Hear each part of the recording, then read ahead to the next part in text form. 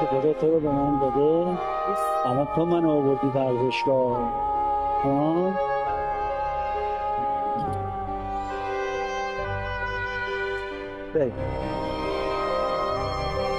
بچم به دنیا اومد، دوست داشتم بچه‌مو ببینم. دیگه محرومم، دیگه نمیتونم بچه‌مو ببینم. حتی بچم راه افتادن نتونستم ببینم بچم چه شکلی راه افتاد. هنوز صورت ماهشو ندیدم.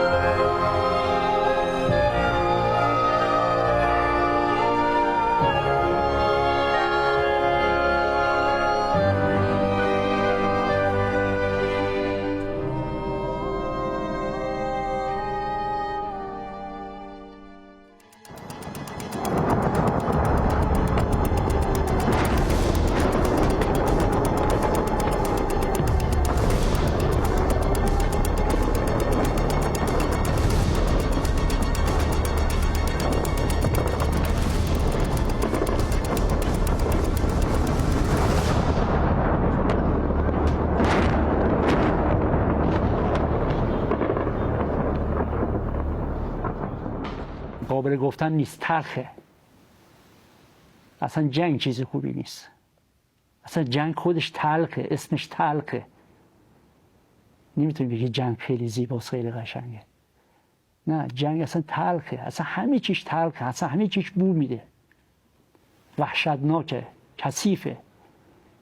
زیبا نیست، هیچی نداره، نه غیرتی توشش، نه مردم، هیچی نداره.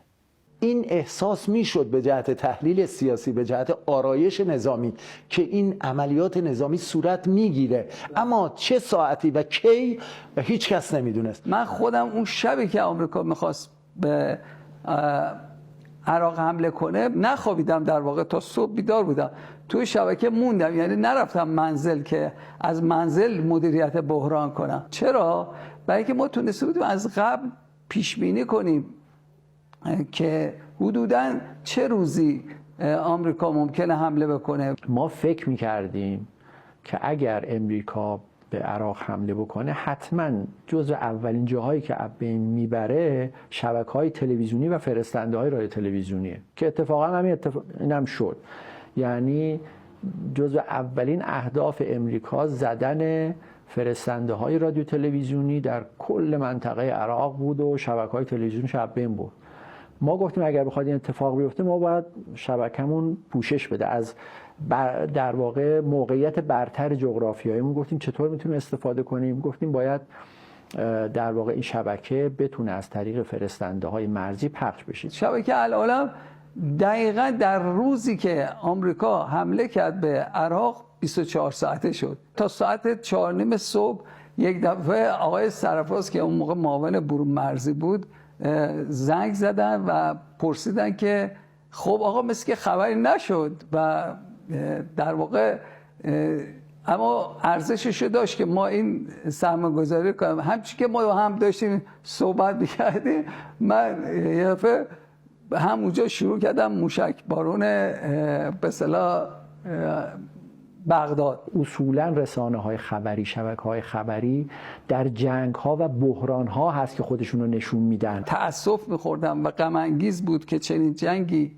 شروع شده. برای من خیلی غم انگیز بود، چون بالاخره مردم عراق قربانی بودن. کاری ندارم که این صدام لعنتی اینجا حکومتش ساقط شد، ولی بالاخره این مردم عراق بودن که زیر این آتش حجیم بودن.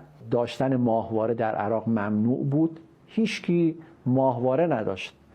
فرستنده ها و شبکه های رادیو تلویزیونیشون هم همه از بین رفته بود، اصلا نمیفهمیدن. و اونورم جنگ در این کشور هر روز موشک و نمیدونم یه طرف تانک ها هر روز زمین داشتن می‌آوردن جلو، یه طرف هم موشک بارون میشد و هواپیما بمبارون میکردن. این که یک اکیپ هایی رو بتونیم داخل عراق بفرستیم خیلی مهم بود که این اکیپ ها آدم های آموزش دیده حرفه‌ای باشن دوم ایثارگر باشه، یعنی بفهمه که تو شرایط جنگی جانشو در کف دستش گذاشته و داره میره خبری رو پوشش بده. این کاری که ما کردیم باعث شد که هم در بصره هم تا بغداد، یعنی تمام شهرهایی که مهمترین شهرهای عراق که در این منطقه هستن، اینا همه در پوشش شبکه العالم قرار بگیرن و اخبار این جنگ رو از این طریق بتونن مشاهده کنن. این عزیزان از جمله آقای حمید بهمنی داوطلب شدن. دقت کنید، داوطلب، چون واقعا اون موقع پیدا کردن آدم‌ها بسیار بسیار دشوار بود. آدم‌های کاربلد، بازم تاکید می‌کنم یا آدم حرفه‌ای کارو بلد باشه و بتونه تصویر خوب بگیره، بتونه خبر خوب به اصطلاح ارسال بکنه. آقای بهروز خبرنگار و آقای بهمنی داوطلب شدن. یه جور ایثار داشت میکرد، یه جور انگیزه والایی داشت واقعا. این نبود که اومده فقط کارمندی بکنه، خبرنگاری بکنه. ما شروع کردیم به تصویربرداری، اومدیم وارد اولین شهر بندری عراق شدیم که به نام شهر تنومه. وارد این شهر شدیم، دیدیم شهر مردم میان میرن، فرار میکنن، بالاخره خب جنگ دیگه.